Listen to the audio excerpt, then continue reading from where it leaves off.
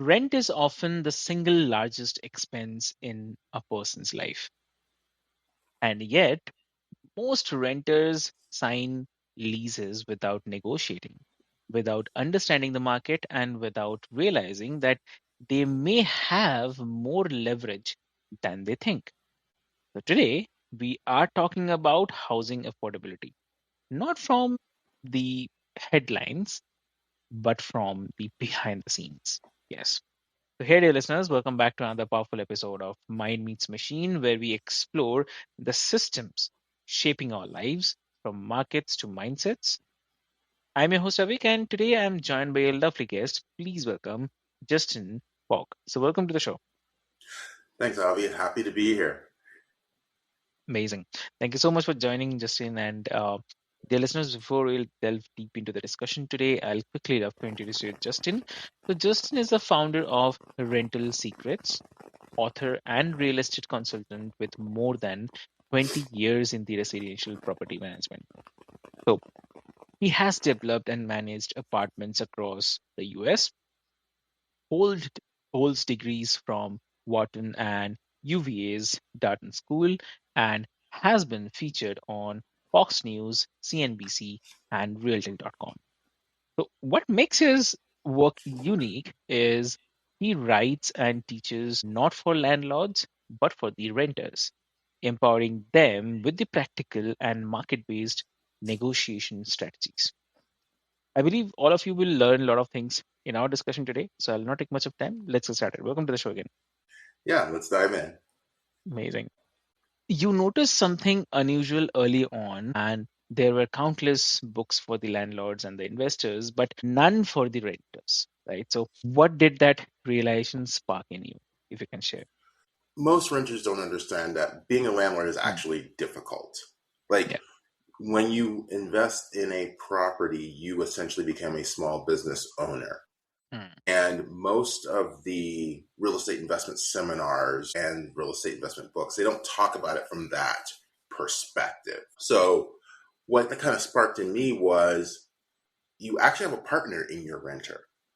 If your renter will tell you when things are broken, if your renter will keep you abreast of what's going on around the property, if they'll send you a picture of what's going on every once in a while, it makes your job as a landlord easier. And why that has value for the renter is, as a renter, you want more people to invest in housing. You want more people to supply housing so that the housing costs can remain stable and affordable.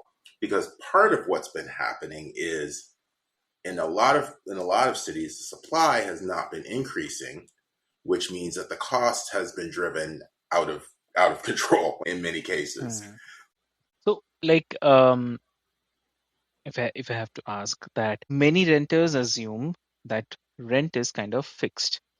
Mm-hmm. So, either you take it or you leave it, right? So, from your experience, how accurate is that belief?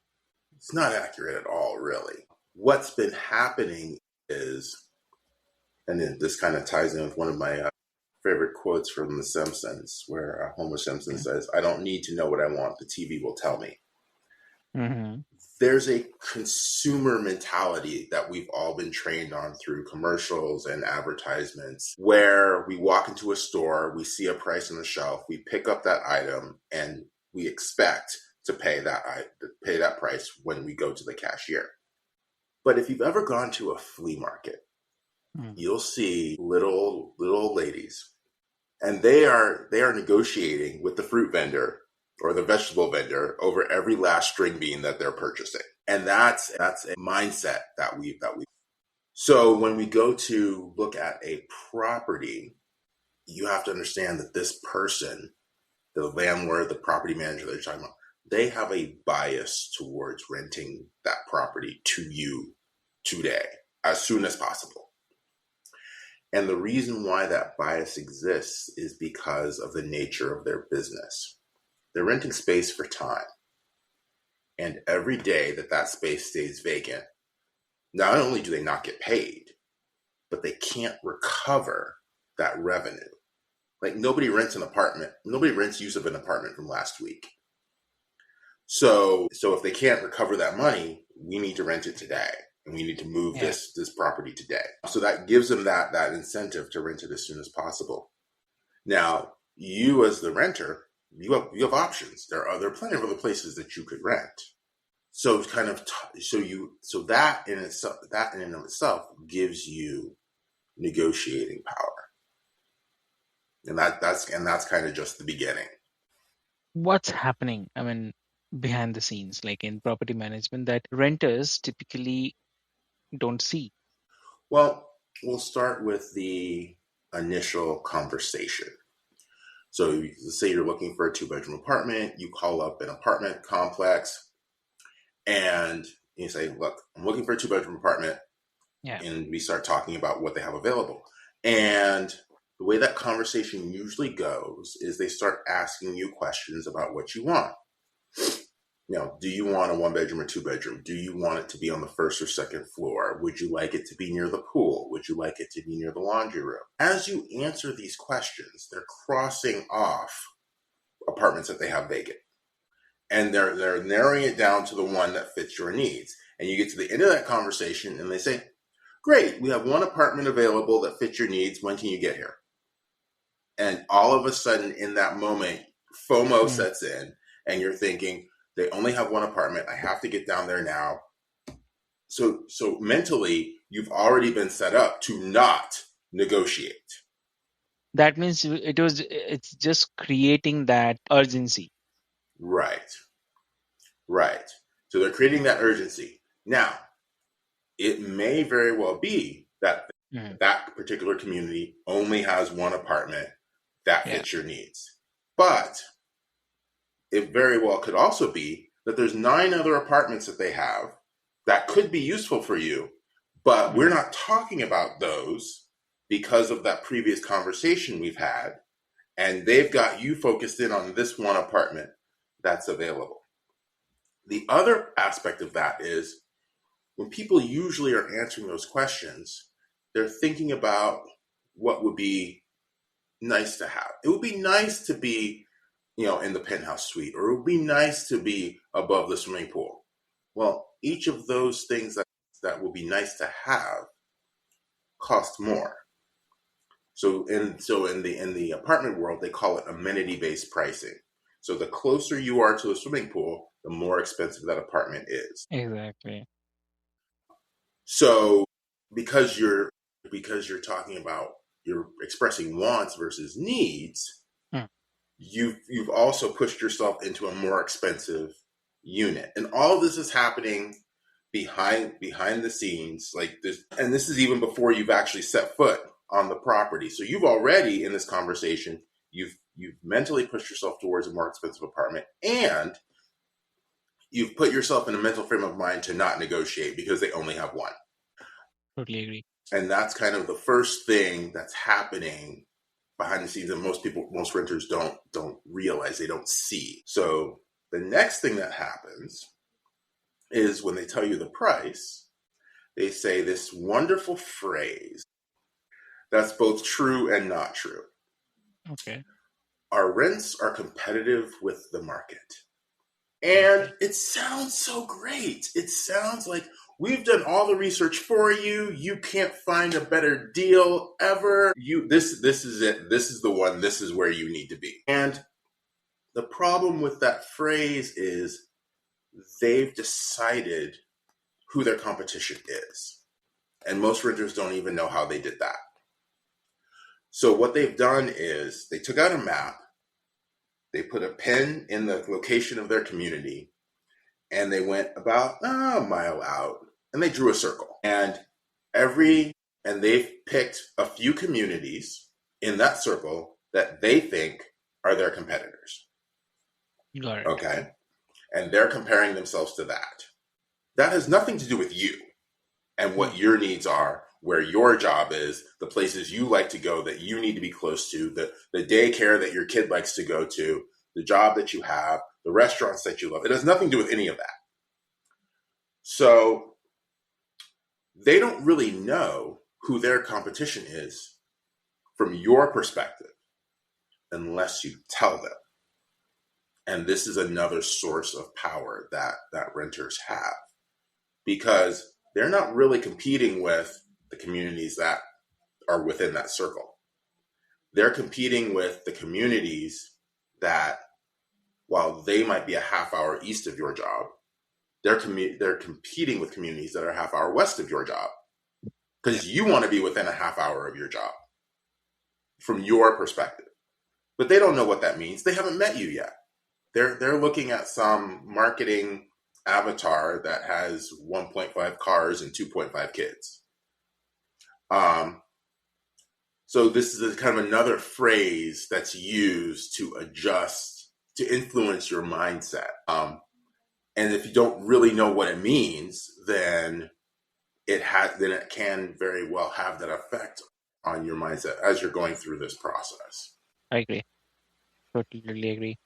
And so once you understand like how Mm-hmm. landlords think, then that dynamic shift from kind of powerless to kind of strategic, right? So Mm-hmm. also I feel like if I have to talk about your book, right? Your book emphasizes on negotiating in the landlord's language. I really love that. Yes. Yes. What does that actually mean? I mean, I totally understand. Like, Mm-hmm. you should be communicating as per the landlord's language, but if you can just help us. Yeah. Yeah. So what Yeah. typically happens is when a renter is concerned about the price of rent, whether it's at the beginning of the Mm, rental process or at renewal or at any time, they usually approach it from the standpoint of emotion. They're presenting an emotional argument to the landlord. Okay. As the landlord, I'm more focused on this as we pointed out earlier, I've essentially bought a small business when I invested in this property. So I've got to deal with maintenance and my mortgage and these costs that I'm trying to manage. So as a landlord, I'm speaking the language of expenses and revenue, and you're speaking the language of emotion and how paying this much makes you feel. It's like one person speaking French and the other person speaking, Japanese. Like they're not, those two languages don't really communicate well. So when I talk about speaking in the landlord's language, what I'm talking about is getting back to that concept of vacancy and what that means. So let's say the landlord sent you a renewal offer for mm, whatever increase. And you're like, well, I don't want to do that. I want to do half that or a quarter of that or whatever. Don't come to them with emotion. Come to them with the fact that if I decide to leave, what expenses are you now incurring that you would otherwise not incur? So if I move out, you've got to have the apartment cleaned. You've got to come in and not just cleaned, but professionally cleaned. You've got to come in and make repairs to the apartment, to the mini blinds and whatever little things happened while I was in there. But most importantly, you're getting back the apartment's going to be vacant for that period of time while it's getting cleaned, while it's getting repaired, while you are advertising for a new renter who, oh, by the way, you have no idea who that person is going to be, if they're going to pay on time, are they going to destroy your apartment? You're essentially rolling the dice again on a whole new situation. And with me, I've been here, I'm a known quantity. You've seen me pay my rent on time. You've seen me get along with my neighbors. You've seen me monitor and watch my kids when they're out in the courtyard and not just let them run free. You've seen all of that. So you know how I operate. You don't know how they'll operate. And these are all costs and risks that I get to decide as the renter if you have to take. Because if I yeah, stay, you don't have to take on that expense. You don't have to take on that risk. If I leave, you do. And I'm in charge of that, not you as the landlord. So it's a total kind of shift on how to think about that. So now you can present a coherent argument to the landlord in the language that they're dealing with. And by the way, an added benefit is if the person that you're talking to is a property manager and not the owner, you've now given them an argument that's coherent that they can take to their owner and have that conversation about what the owner wants to do. exactly. because as a property manager, I can't take your emotion and have that conversation with my boss. That's not going to go over well, and it's not going to reflect well on me because I'm trying to get bonuses behind the scenes and navigate that corporate ladder and all those other things that are going on in my life as a property manager. And that emotion is not going to help me. But you bring me a coherent argument that I can use with my boss to retain a good tenant or renter. That is something I can use in in Exactly. in my position in that corporate setting. That's a conversation I can have, and I'm not going to get blowback from that. Very true. Very true. Ooh, and so suppose I say like for the renters who are thinking for a long-term thing, right? So Mhm. what habits or kind of I'd say strategies create more financial stability over the time? What do you say? So when you're renting, a lot of people tend to think of renting, at least initially, as a short-term thing. We're going to be here a year, maybe two. But if you think about renting as a longer term situation, 5 years, let's say, it is statistically true that people who stay in their rental unit and renew every year, they're typically paying less than the market rate because of those factors that I mentioned before. Because of those, especially if you've been having those conversations about vacancy cost and all of that, then you're more likely to have lower renewals, and you're more likely to pay less than what the market rate is. So that's one factor that works kind of in your favor if you stay somewhere longer term. The other thing that works in your favor if you stay longer term is if you should ever decide to move out, your security deposit won't be hit with certain costs. So let's give a concrete example. So let's say your child is the Picasso of crayons and they have scrawled all over the walls of your apartment. Well, most people would think, well, yeah, I mean, I'm going to have to pay to have this place painted when I get out of here because nobody wants to keep my kids' wall art. But it's true nobody wants to keep your kids' wall art, but it's not true that you'll have to pay for that. So what's going on is in accounting there's this concept of useful life, and once the useful life has been used, then you cannot charge someone else for it. So for paint, typically useful life is 2 years. So if you've been in the apartment for more than 2 years, the useful life has been used up and they can't charge you for it. If you've only been there a year, they'll charge you half the cost of painting in that situation. So those kinds of things work in your favor as well when you stay longer. So another example is carpet. Typically, carpet has a useful life of Hmm. about 5 years. So if we're past that 5 year mark, then you don't have to pay for carpet. But the interesting thing about these concepts is not so much the timing of when that clock starts. So the clock doesn't start when you move in. The clock started at installation. So those items may have been installed years before you got there. Um, so even if you've only been there 2 years, let's say, the carpet may already be 5 years old, and you shouldn't be charged for that. And most people don't know this, so they don't question when their security deposit gets hit. And knowing that can actually save you thousands when you move out. Understood. Understood.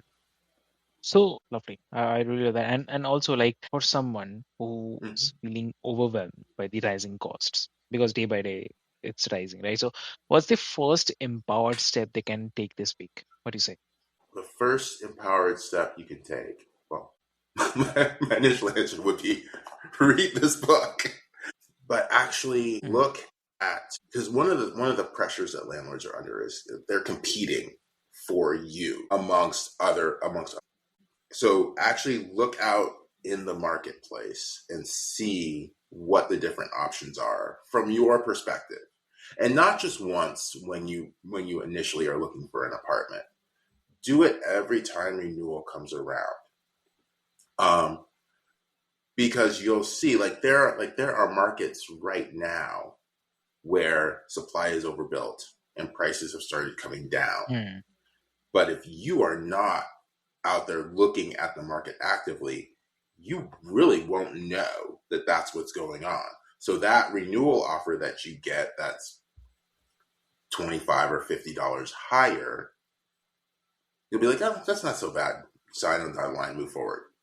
But really, if rents are dropping in your market, even though you're currently a customer of theirs, your rent should be dropping too. Like that should be part of the conversation too. But you have to be aware of what's going on in order to push for that. So all of these landlords are competing for quality renters. Everybody wants the great renter who pays on time, who doesn't disturb the community, who makes people want to live there. And while we're on that note, also look for free rent opportunities. And Wow. and people are like, oh, that never happens. Why would people give rent away for free? Hmm. Hmm. It happens all the time, and there's really two reasons for it. Okay. One is it's a marketing reason. Hmm. Just like when I said free rent, a lot of your listeners' ears perked up and they started paying much more close attention to what we're talking about. The same thing happens in the marketplace. So when communities want to increase foot traffic, they want people to pay more attention to their communities, they Yeah. will offer free rent. And they'll offer it for 2 weeks, 4 weeks, 6 weeks, depending on the situation and all of that. Hmm. But it happens all the time. The other way people can get free rent, Hmm. and we were talking about mindset earlier, is to work for the landlord. And this is something that most people never consider because they Hmm. think the landlord is their enemy. Well, why would I work for somebody who I consider to be my enemy? Hmm. If you have that mindset, you're never going to consider this option. But there are plenty of people who have lived in a small 20, 30 unit apartment complex, worked for the Yeah. landlord, been there, been their eyes and ears on site, help their neighbor, be the first point of contact for their neighbors, keep the property looking good, clean up the pool, those kinds of things. It's not necessarily a full-time job, Yeah. but it allows you to save money and allows you to save money on rent because that is the compensation for the services that you're providing. Exactly. So there are a number of things that people can do to kind of alleviate that anxiety of Yeah. costs are going up, everything's more expensive. It just requires you to think about the situation in a different way. Like we've been so trained to be consumers. We've been so trained to just accept what the market provides us without thinking about how the market is providing what it's providing and how we can influence that. I agree.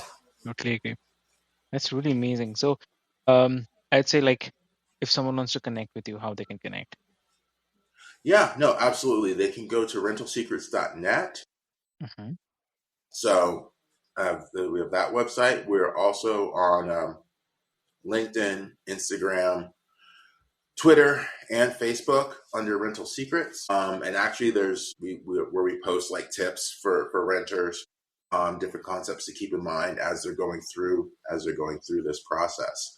So those are great places to connect. And if they want to send me any specific questions, they can reach out to me at justin@rentalsecrets.net.